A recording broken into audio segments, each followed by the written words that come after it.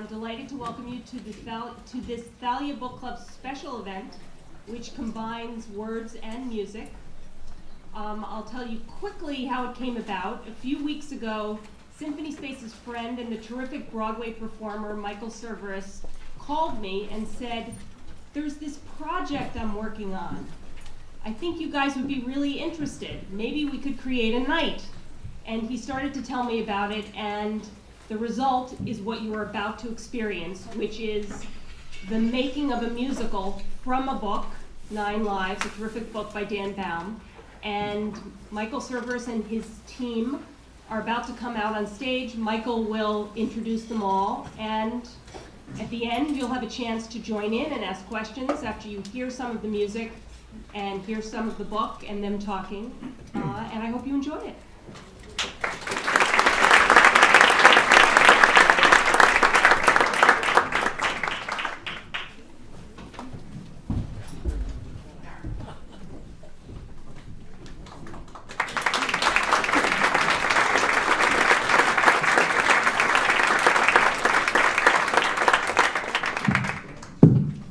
Hey everybody. First of all, let me just introduce you to the motley crew up on stage. On the far side we have Paul Sanchez, who is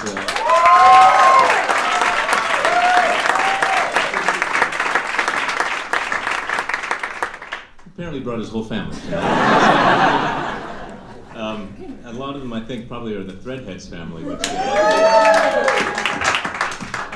I'll let Paul explain a little later, just how important Threadheads have been to this whole project so far, and just what they're doing for the musicians in New Orleans, and as a result for listeners all over the world.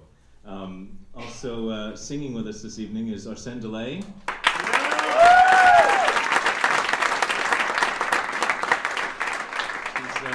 She's our direct through line to one of the great New Orleans singing families, the Boutte family.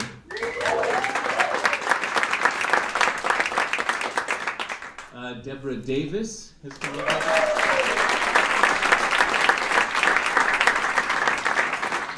She's another fixture on the New Orleans music scene. But are you from New Jersey? I'm from Jersey. Yeah, she's from Jersey and she wants you to call her Debbie. The only person who called me Deborah is my dad, and only when I'm in trouble. So well, let's hope we don't have to do that tonight. Somewhere my dad. And the sort of the fountain from which all of this arose was this book 9 Lives that was written by the gentleman to my left, Dan Baum.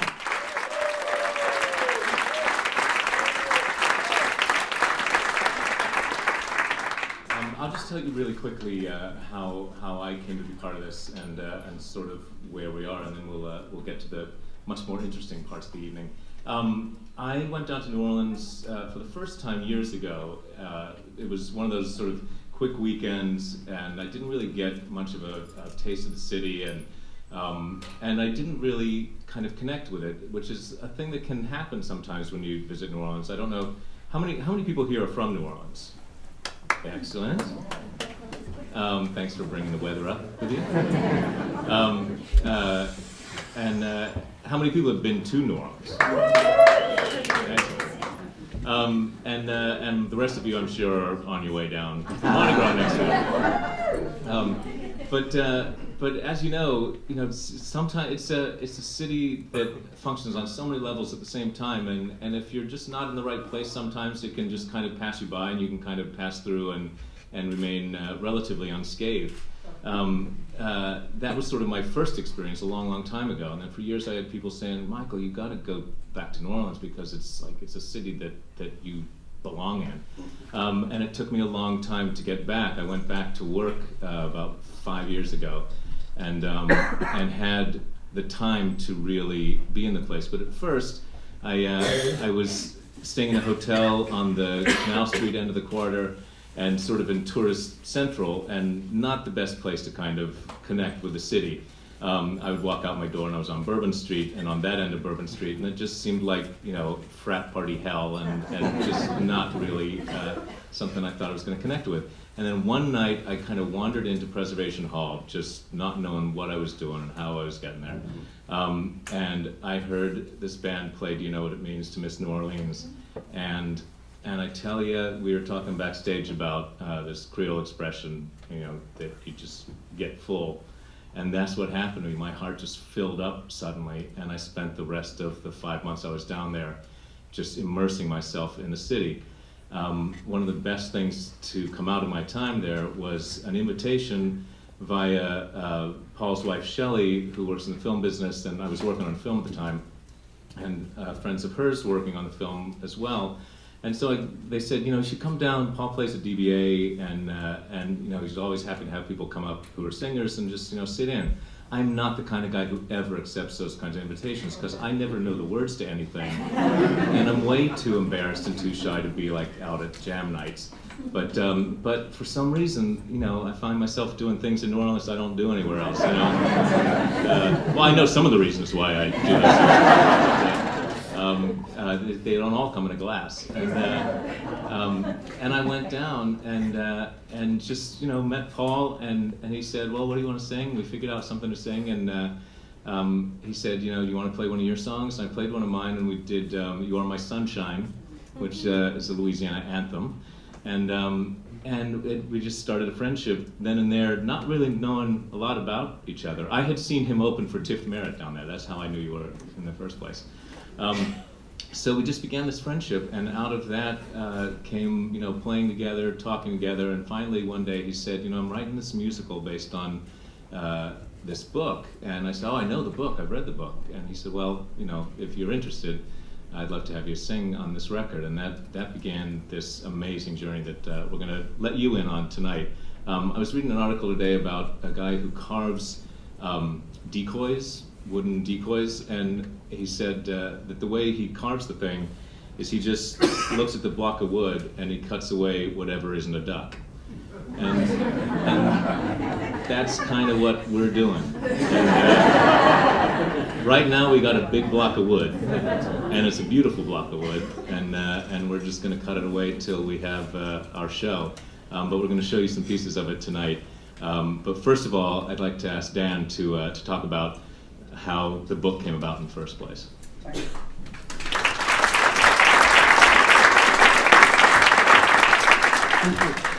There's a risk when you're a reporter and you're covering something like Hurricane Katrina that you can get this rifle barrel view of the thing and get all focused on the thing. And I went down to cover Katrina for the New Yorker and got there right after the levees broke and went through all that, and we all saw it on television. And about 6 months into my reporting, I wrote a bunch of Talk of the Towns and a couple of long pieces.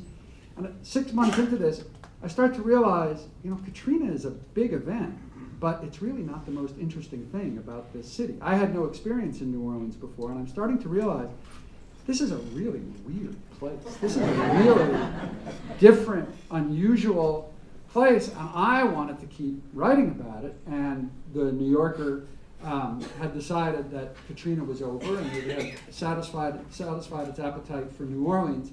And I pushed back, and this kind of explains why I'm no longer writing for the New Yorker. And, so when you cover something like the biggest disaster ever for the New Yorker, you get to write a book. And that presented a problem too, because my book wouldn't come out for 4 years, and by that time everybody's up to here with Katrina and the Katrina books. And I really didn't want to write about Katrina. As I say, it's not the most interesting thing about New Orleans. So I worked with my wife, Margaret, and we went around and around how to do this, and really the only way we could do it, to say everything we wanted to say about this place, was to tell the life stories of 9 real people over 40 years, from Hurricane Betsy in 1965 through Hurricane Katrina in 2005. And we intertwine these stories, and they are 9 people who you would not find anywhere else, and they represent these subcultures that you would not find anywhere else. And as well, that's a common New Orleans mistake. And,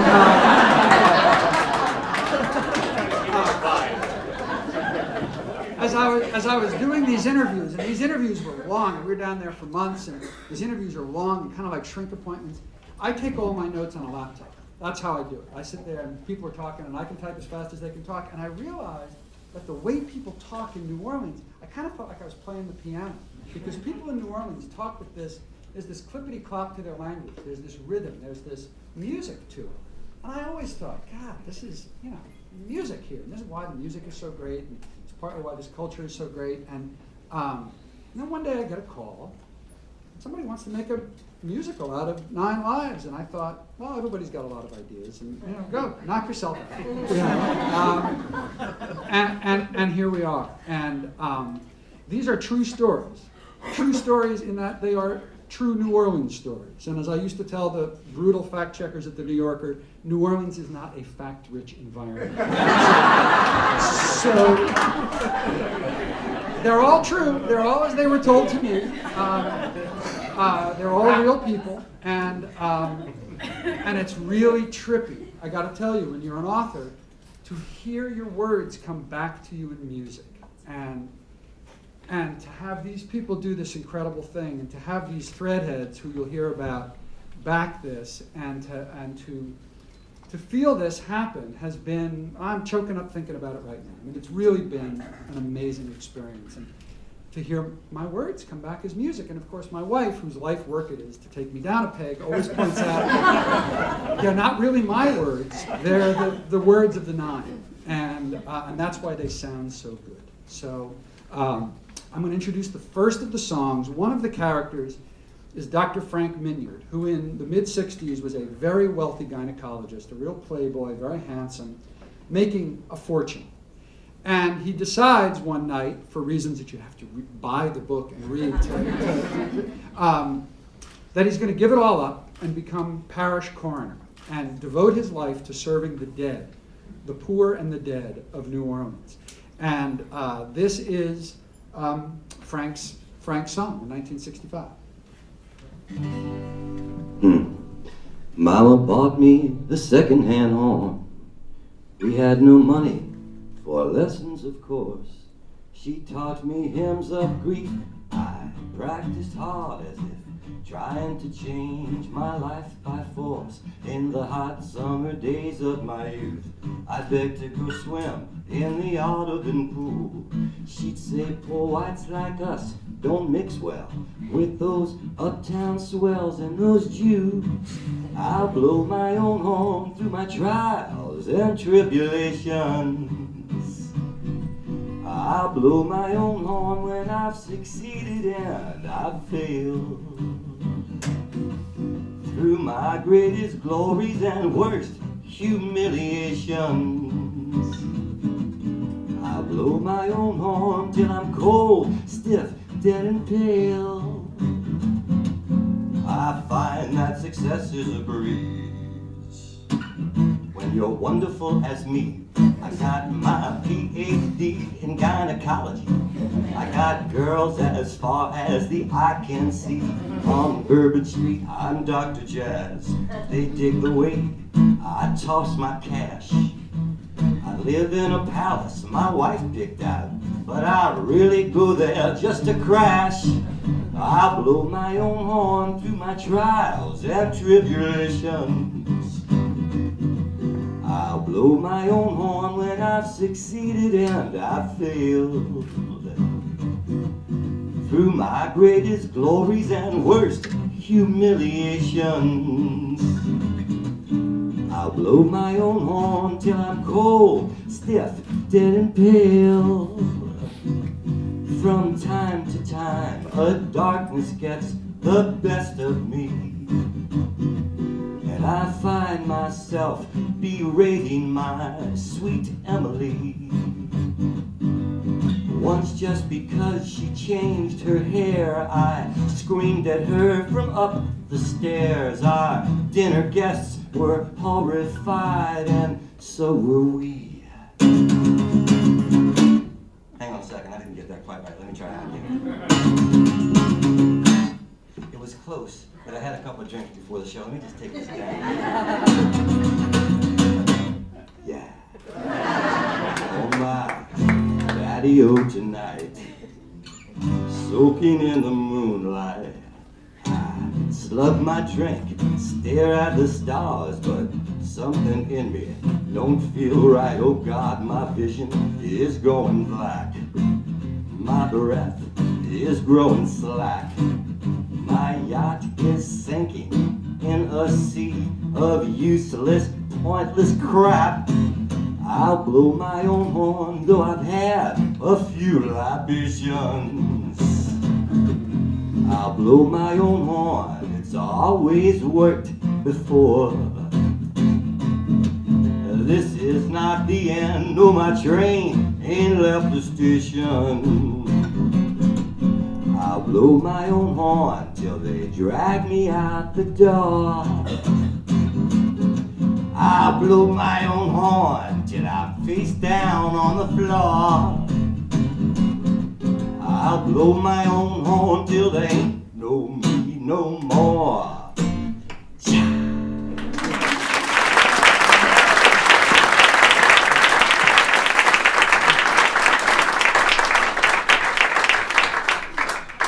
One of the 9 is a woman who was born in the lower 9th ward and never really felt like she belonged there. I've always told her that she seems like the kind of person whose soul was on the way to the womb of a woman in Minneapolis and got diverted in a storm and ended up in the lower 9th ward. She doesn't like the food in New Orleans, she doesn't like the music, doesn't like all that parading, she doesn't like all that New Orleans stuff.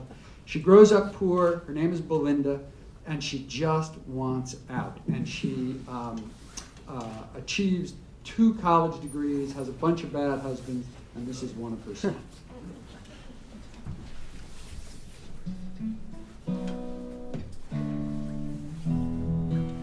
Linus turned out to be a good man. We bought a house on Delaware Street. He was everything everybody ever told him that he ought to be. We weren't happy but never let on. One day me and the girls, we were gone. You might wanna ask, when you look in my past, was I walking on glass? Was I walking on glass? With Snooker, I didn't know what I was thinking. How did I ever get mixed up with him? Hoping people at the office couldn't see the bruises under my dark skin. He never did a thing but drink up my pain, beat me down and sleep it off all day. You might wanna ask, when you look in my past, was I walking on glass? Was I walking on glass? On my own is my new anthem. No more moving, not again. No more being handed cell phone numbers from very married men.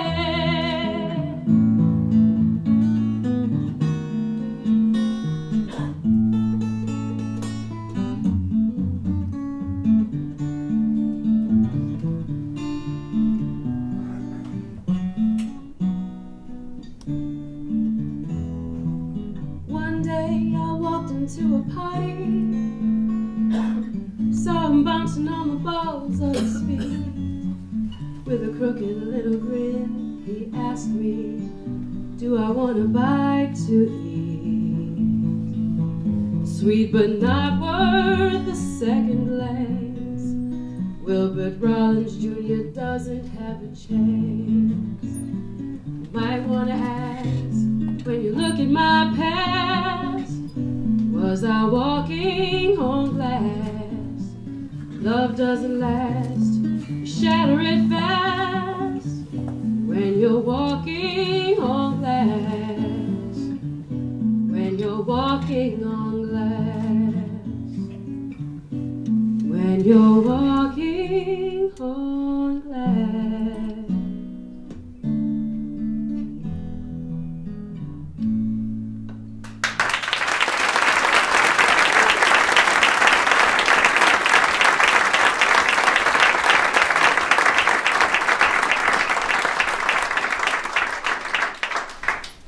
John Gaidos was a Catholic schoolboy, big white guy, played football, always thought there was something a little different about him, was really kind of tortured. Turns out he's a woman, and it takes him a long time to understand that. And it's not until he is an adult that he, on one New Year's Eve, after his parents have died, decides to become full-time Joanne. When Mom was sick in bed, she looked up at me and said, "Promise I won't see you in a dress before I'm dead." Gazing at my manicure, she seemed so tired and sad that I smiled and whispered, "I'll be a man for you and Dad." But I made a resolution on the day my mama died. I needed transformation starting on the outside. No more John, no more switch hitting, no more trying to pretend. Run and get your scalpel, Doc. It's time to gender bend. Ralph Lauren black chaps and button-down shirts, all the emblems of my life as a man. Burned my whole wardrobe, replaced them with skirts. Good riddance, John, now it's full-time Joanne. 2 long years of electrolysis, come on, baby, you know y'all wanna touch it. Estrogen injections made the D-cup that I am. Look at me, world, now it's full-time Joanne. Full-time Joanne. This time it's full-time Joanne. Full-time Joanne. Full-time Joanne. This time it's full-time Joanne. My mama and grandmama were big busted, so I guess between the needles and the DNA I'm positively blessed. Now sexual sophisticates can take me as I am. There's no room for questions now, it's full-time Joanne. No more hiding in the closet, hoping that I won't be seen. The only gun I have left is my father's M16. When it's removed, then you can't prove I ever was a man. But I'm no lady, I'm a broad, and I'm full-time Joanne. Full-time Joanne. This time it's full-time Joanne.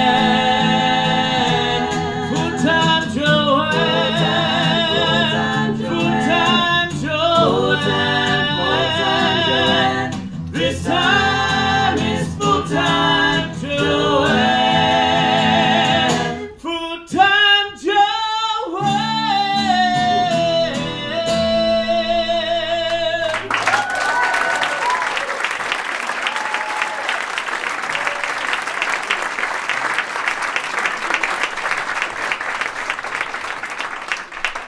It says a lot about New Orleans that, you know, some Jewish guy from New Jersey can go down there and ask this total stranger for this story about becoming a woman, and she'll tell the whole story and let me put it in the book and put her name in it, and she loves it. So it's really amazing.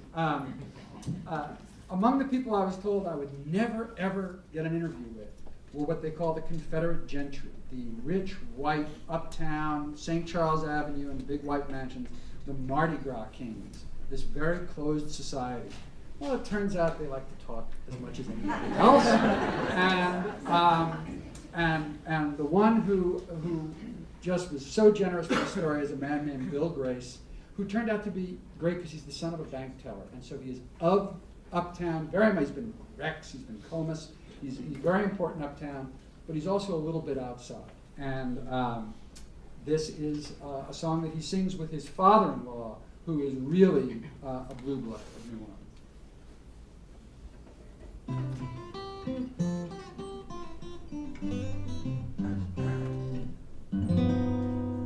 Oh, calm yourself, Billy. There's nothing to fear. Here come your royal subjects, your peers. This is the moment you knew would appear. You're the king of Mardi Gras. Who'd have thought you'd reach such dizzying heights? There's no place to go but down from tonight. I don't want to brag, but it just seems right that I'm the king of Mardi Gras. I'm the squeaky, shiny, freshly minted king of Mardi Gras this year. Police will bow, the crowds kowtow when my royal float draws near. I get to toast the mayor, be drunk by noon. I get my regal face on every single Rex doubloon. All right, I'm ready to receive. Antoine, let them in.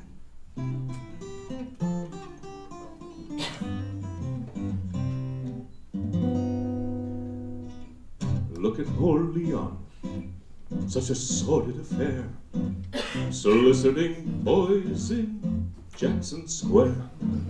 Everyone knows, just make sure they don't stare. You're the king of Mardi Gras. Here comes old Cedric, he's had a fabulous year. A hush fills the room as his young wife draws near. He pimps her out freely to advance his career. And you're the king of Mardi Gras. Miss Helen's been sickly since the Huey Long days. She swears it's consumption, but it's alcohol haze. They're dressy but messy in so many ways. And you're the king of Mardi Gras. You're a squeaky, shiny, freshly minted king of Mardi Gras this year. At the Boston Club, you're free to snub your best friends and we'll cheer. You get to condescend if you so choose to the riffraff and the commoners on St. Charles Avenue.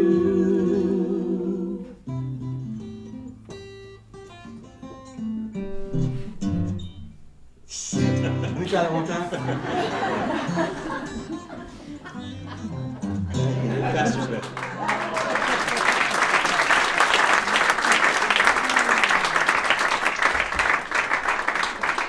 We're not crassly democratic like those ghastly super crews.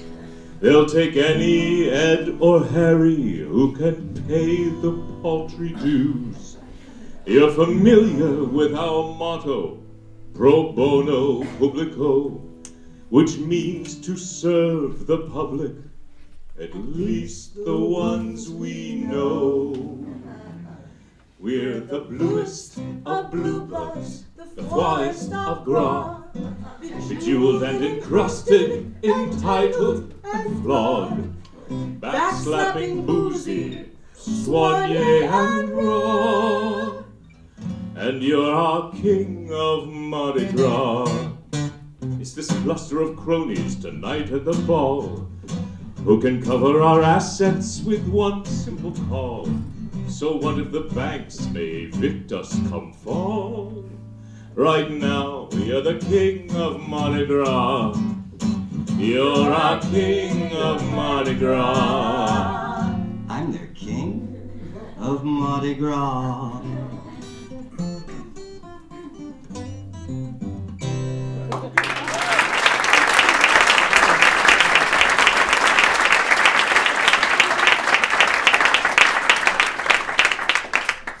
I met the aforementioned Joanne, who started life as John, in her bar on St. Claude Avenue during the crisis, the second or third day of the crisis.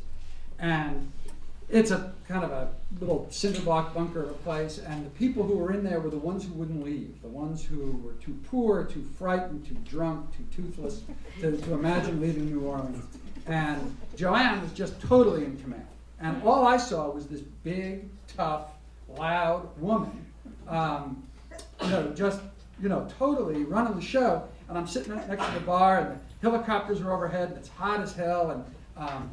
And this guy on the bar stool next to me goes, "Yeah, look at Joanne over there, man. She's just the greatest, man. She's telling the cops to go to hell, and she got all them guns. And you know what? She's got a dick." And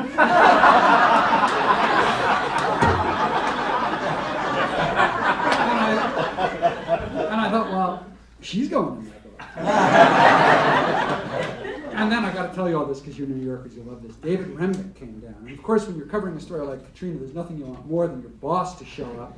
And I had to kind of babysit him, and I took him there. And we go through the bar. We sit there and we have a beer at the bar. And as we come out, he goes, "These people are going to be in my magazine." And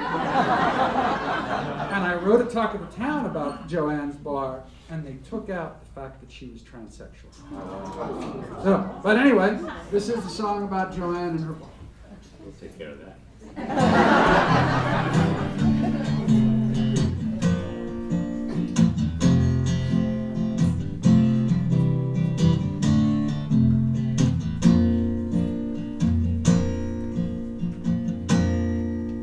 My people got nowhere to go.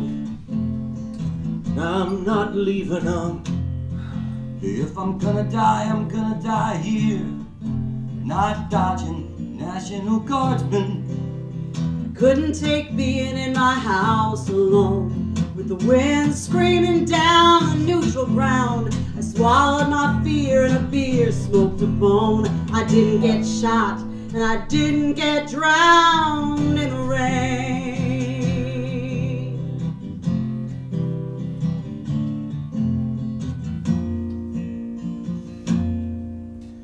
Put some fucking oil in the generator, sweep the water away. See those fools by the pool table not shooting pool. Bad choice, wrong bar, wrong day. The idea of jumping in my pickup truck, driving out of the heat and the stink, grows in me like the power of love. Instead I mop the floors and pour another drink. Joanne, they yell and they bang on the bar. Joanne, they call from the door. Joanne, we're glad you are who you are. Thank God you're not John anymore.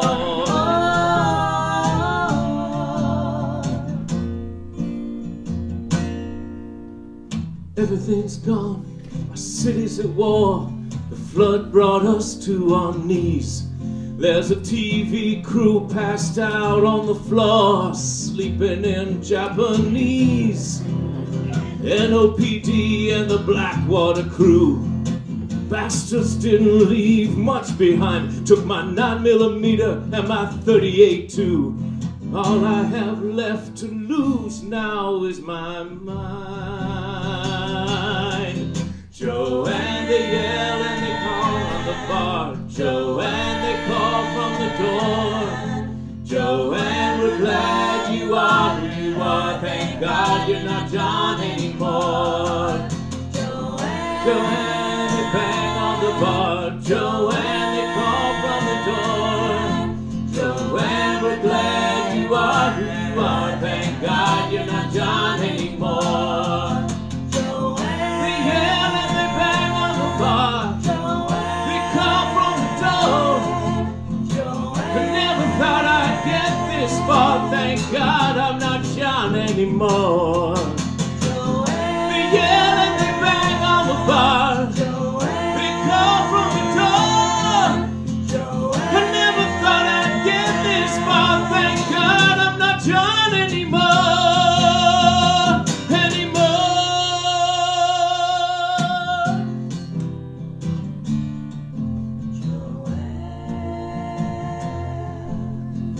My people got nowhere to go.